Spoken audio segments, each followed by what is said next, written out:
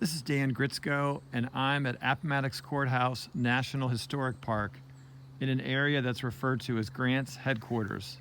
This is where General Ulysses S. Grant was prior to the surrender on April the 9th, 1865.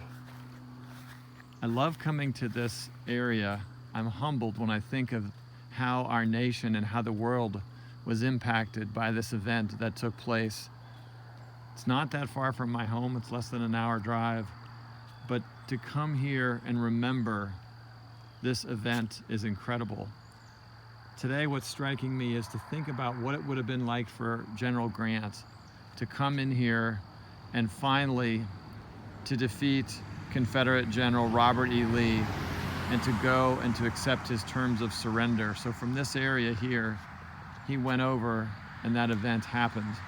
And then Grant sent this letter, this is a copy or a version of it, what you see, back to Washington, D.C.